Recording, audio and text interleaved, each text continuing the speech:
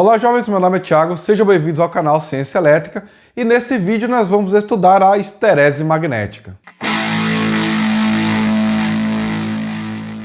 No vídeo da aula 80 nós vimos uma aproximação linear entre a densidade do fluxo magnético e a força magnetizante. Vamos ver isso agora na forma do gráfico da figura 1. A equação que vimos lá na aula 80 está ali, dizendo que a densidade do fluxo no eixo das ordenadas é igual à permeabilidade do núcleo vezes a força magnetizante, representada no eixo das abscissas. Imagine o núcleo não magnetizado inserido em uma bobina com N espiras. Ao aplicar uma corrente, por exemplo, aí 1 A, teremos um nível de força magnetizante. No caso aí, o nível HA aí no gráfico, tá, pessoal? Resultando então em uma densidade BA. Se dobrarmos o nível da corrente, teremos a força magnetizante HB, resultando numa densidade de fluxo BB. Se continuarmos elevando o nível da corrente, tendendo aí ao infinito, segundo a expressão, teríamos cada vez mais densidade de fluxo, também tendendo ao infinito. Se agora nós aplicarmos novamente 1 A, voltaríamos ao ponto A. Assim, como se a corrente voltasse para 0 A, voltaríamos também para a origem. E se agora a gente aplicar a corrente de 1 A, mas no sentido contrário desse enrolamento, teríamos valores negativos para a força magnetizante e também para a densidade do fluxo, no caso aí o ponto C. Ainda poderíamos ir aumentando para o ponto D se aplicarmos aí no caso 2 A, nesse novo sentido aí da corrente. Basicamente, o que eu estou tentando evidenciar para vocês é que a resposta é linear para essa expressão, mas na prática, pessoal, essa relação não é uma linha reta. Vamos ver agora, então, como é o comportamento dos circuitos magnéticos na realidade. Os gráficos da densidade do campo pela força magnetizante é bastante utilizado aí pelo pessoal da área de projetos, tá? Tanto da área técnica como da área de engenharia.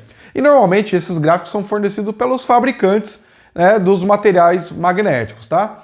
E se você pretende se aprofundar aí na área de projetos, de transformadores, motores, entre outros circuitos magnéticos, esse é um assunto bastante importante, tá? Então vamos aprofundar um pouco mais no entendimento da esterese magnética. Vamos agora construir um gráfico típico da densidade do fluxo pela força magnetizante de um material ferromagnético como o aço, por exemplo. Considere inicialmente que o núcleo não está magnetizado e a corrente I é nula, ou seja, estamos na origem, no ponto zero. Se a corrente I aumentar e chegar a um valor maior que zero, a força magnetizante H aumenta segundo essa expressão. E conforme nós estudamos, o fluxo φ e a densidade de fluxo B também aumentará à medida que I ou H aumentam. Agora, se o material não possuir nenhum magnetismo residual, a força magnetizante H aumenta de 0 para um determinado valor H no ponto A. A curva BH descreverá uma trajetória entre o ponto 0 e A. Se continuarmos aumentando a força magnetizante até o valor de saturação, no caso ali é o HS, a curva continuará até o ponto B. A partir desse ponto, pessoal, qualquer aumento adicional na corrente através da bobina, que aumenta a força magnetizante, lembre-se disso, né?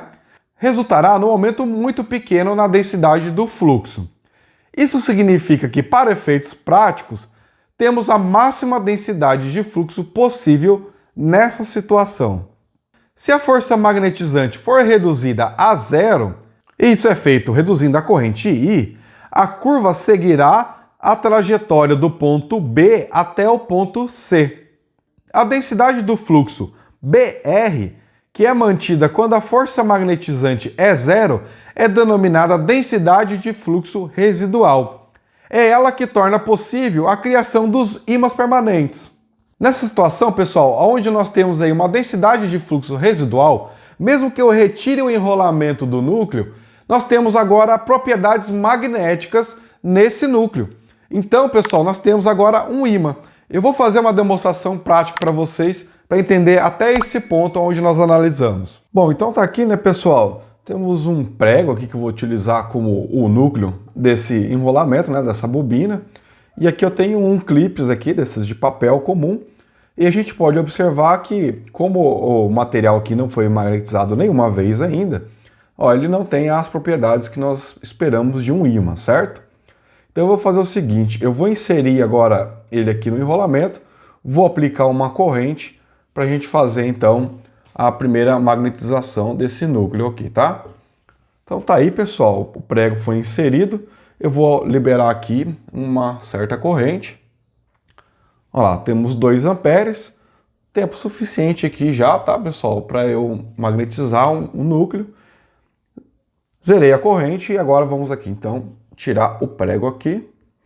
E vocês podem observar que nós teremos agora uma densidade de fluxo residual, certo? Olha lá, então, que agora já temos a atração, ou seja, esse prego agora já tem propriedades magnéticas de forma a atrair. Lógico que aqui eu tenho uma quantidade bastante pequena de voltas, né? E o valor da corrente também não foi muito elevado, certo? Mas temos aí então, pessoal, nossa densidade de fluxo residual aqui presente.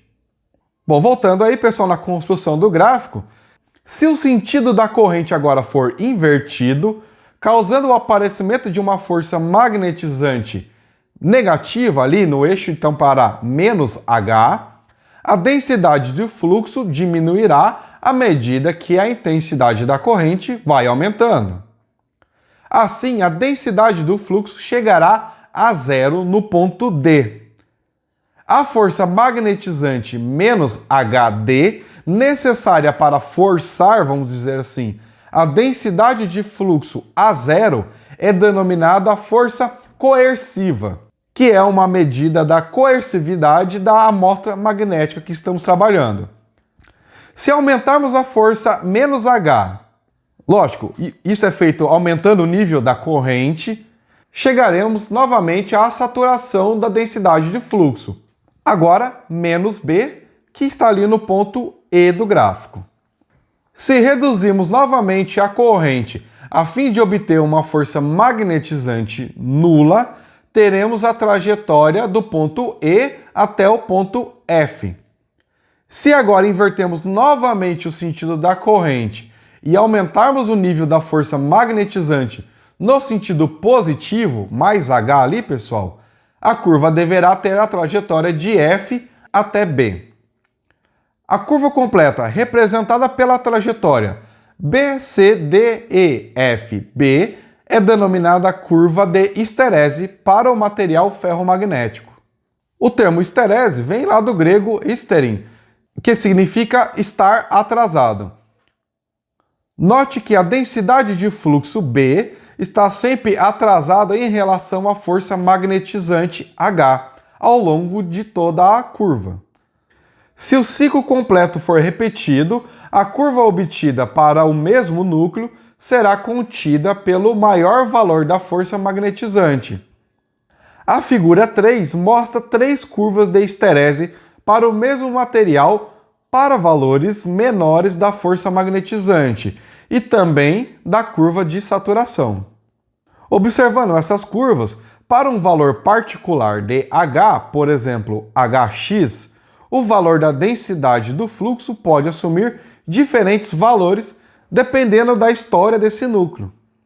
Podemos associar um valor particular e B a cada valor de H conectado às extremidades dos laços de histerese. A curva resultante, representada aí como uma linha preta mais grossa na figura 3, é representada para alguns materiais na figura 4. Tá? Ela é denominada curva normal de magnetização. Temos aí a curva então normal de magnetização para 3 materiais diferentes aí. A figura 5 apresenta uma visão ampliada de um trecho aí para essas curvas. Ao comparar a figura 4 a figura que representa a permeabilidade do material em relação à força que vimos lá no vídeo da aula 80, vemos que, para o mesmo valor da força magnetizante, o valor da densidade de fluxo é maior para os materiais que apresentam valores de permeabilidade maiores. Pare o vídeo e observe aí, tá, pessoal? Isso é fácil de notar para pequenos valores da força magnetizante. E deve haver uma correspondência entre essas figuras, já que, como sabemos, a densidade de fluxo é produto da permeabilidade e a força magnetizante.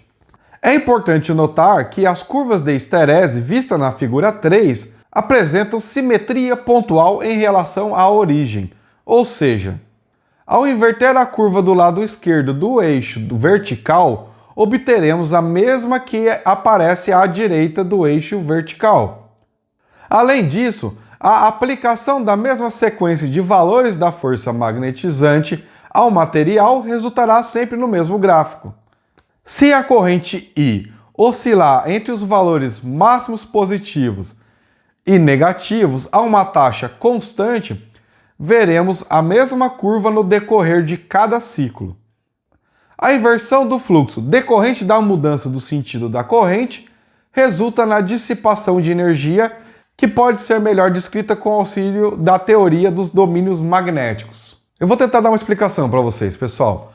Dentro dos átomos, os elétrons em órbita, eles têm uma propriedade bastante interessante, que é o spin, tá? Que faz com que eles se comportem como se fossem pequenos ímãs girando aí em torno de um núcleo. E devido a isso, eles vão ter uma propriedade magnética, tá? No caso dos materiais não magnéticos, o campo magnético resultante disso aí é nulo. Entretanto, em materiais magnéticos como o ferro e o aço, haverá grupos de átomos com até 10 elevado à 12ª potência átomos reunidos com campos magnéticos alinhados, formando pequenos grupos ou regiões na estrutura desses materiais que são chamadas de domínio. E os domínios, pessoal, são entidades isoladas, ou seja, um domínio é independente do domínio vizinho.